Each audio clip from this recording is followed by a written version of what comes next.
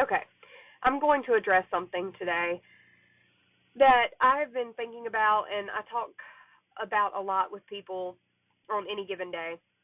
But I had a client come in that wanted to discuss this today that had to drive several hours to see me with a large animal because there was no vets in her area that were seeing large animals anymore. One of which told her that they weren't doing it anymore because it just didn't pay the mortgage, and small animals do. And that is so true. It is so true. As a mixed animal vet, I definitely take a hit monetarily seeing large animals.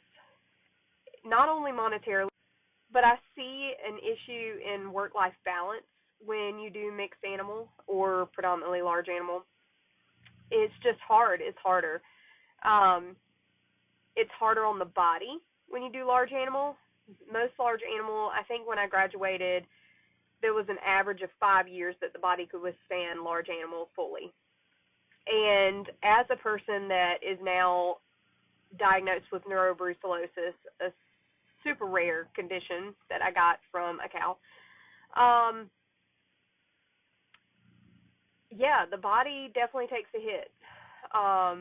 Not only from things that you can get from them, but, just the wear and tear of your joints and just everything. So I agree that the small animals do pay the bills. She also said that the other vet said that vet schools are not pumping out large animal and mixed animal veterinarians at all, basically. They're all small animals. And I definitely see that too. There is definitely that side. But there is a huge push now for trying to save the large animal world in veterinary medicine. I think we just got so far behind that it's going to take so much time to try to catch up. My biggest thought is that I came out of school, and I'm going to be totally transparent right now, with $270,000 of school debt. That was just for grad school. That's just for vet school.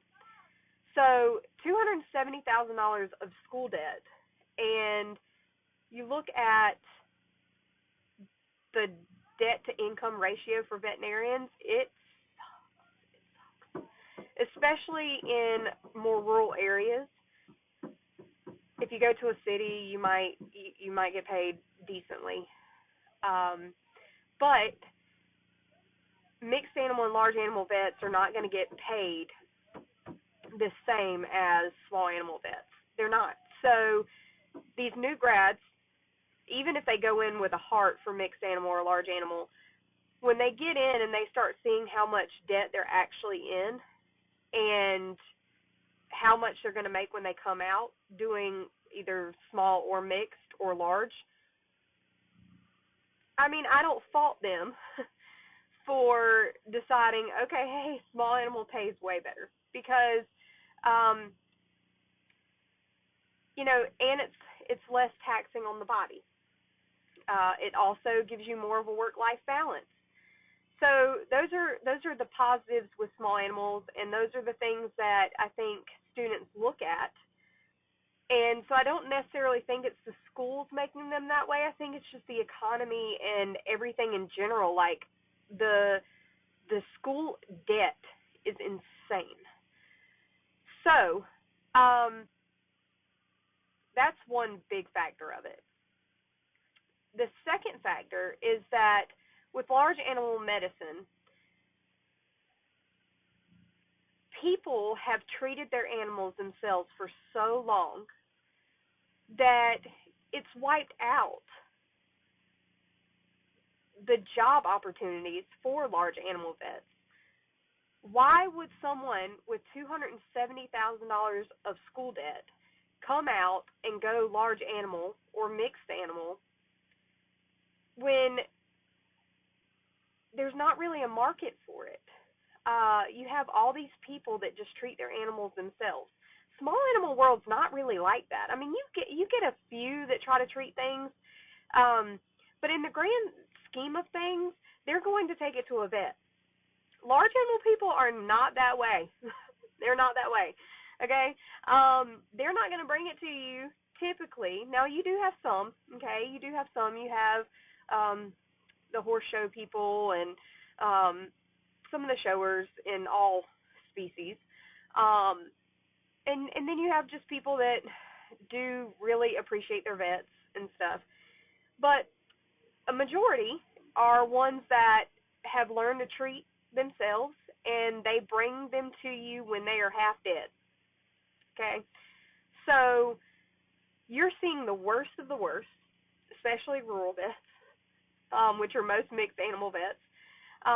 You're seeing the worst of the worst. And there's not really a huge market for even those cases. They'll just decide to euthanize or whatever because it's just another animal. It's just another large animal. It's livestock. So that livestock really doesn't matter in the grand scheme of things.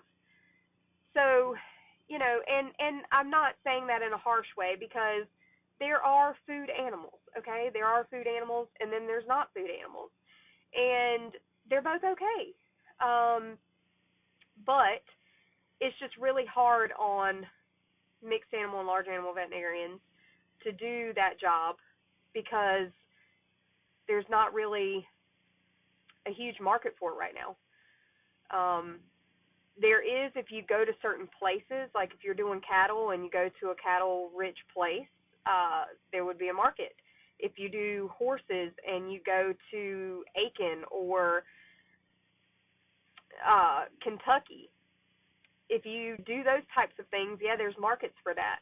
But if you want to stay rural or you want to just go out and open a clinic somewhere and do mixed animal or large animal, you're going to struggle a little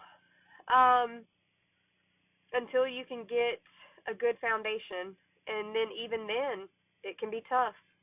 So I think until we can kind of change the mindset of the large animal world a little bit, and even in seeing that their livestock realize that they do feel and they require care just like everything else, then I think we're gonna kind of be stuck here, and